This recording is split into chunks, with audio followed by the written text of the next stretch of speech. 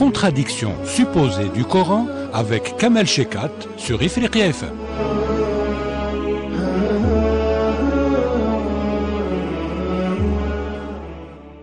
Bismillah walhamdulillah wa salatu wa salamu ala rasulillah wa ala alihi wa sahbihi wa man walahu wa ba'du ayyuha al-mala'u al-karim. Assalamu alaykum wa rahmatullahi wa barakatuh.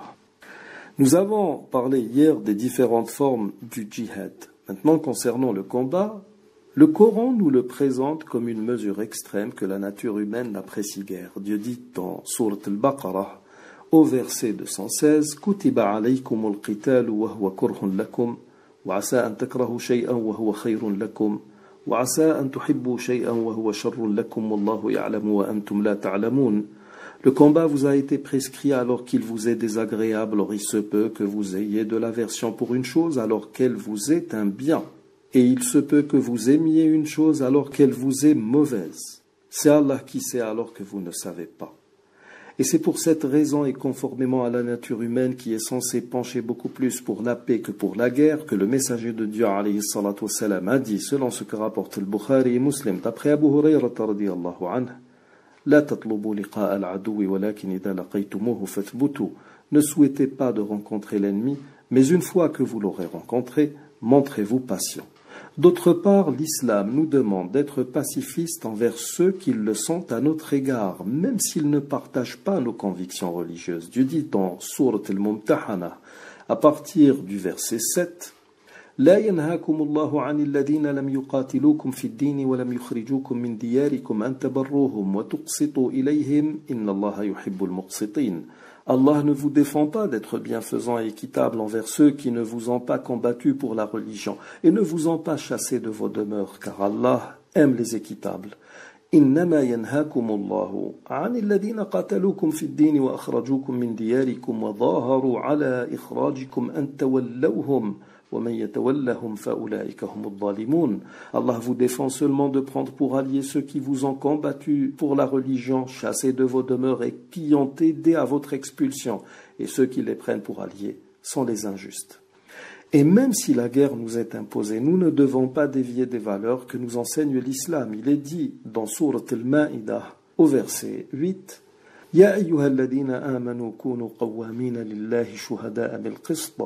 ولا يجرمنكم شنآن قوم على ألا تعدلوا اعدلوا هو أقرب للتقوى واتقوا الله إن الله خبير بما تعملون.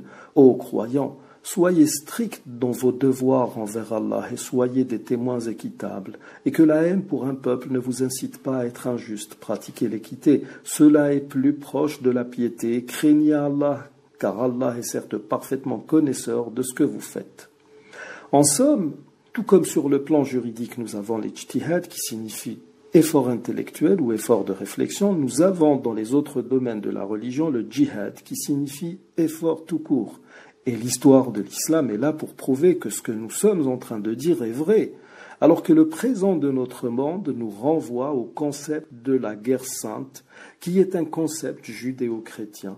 On fait la guerre juste pour faire la guerre, comme en témoigne le Deutéronome au chapitre 20, verset 10, qui dit « Quand tu t'approcheras d'une ville pour l'attaquer, tu lui offriras la paix.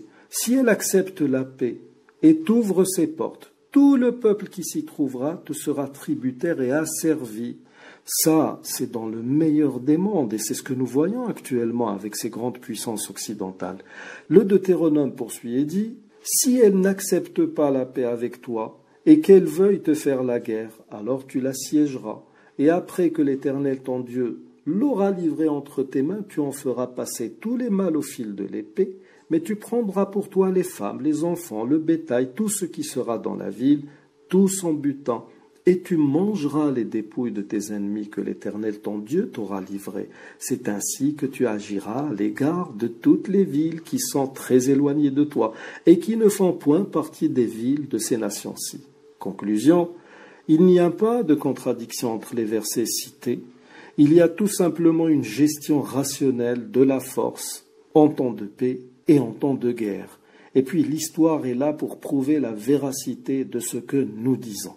Nous arrivons au terme de cette émission. Je vous remercie de l'avoir suivi. Assalamu alaikum wa rahmatullahi wa barakatuh.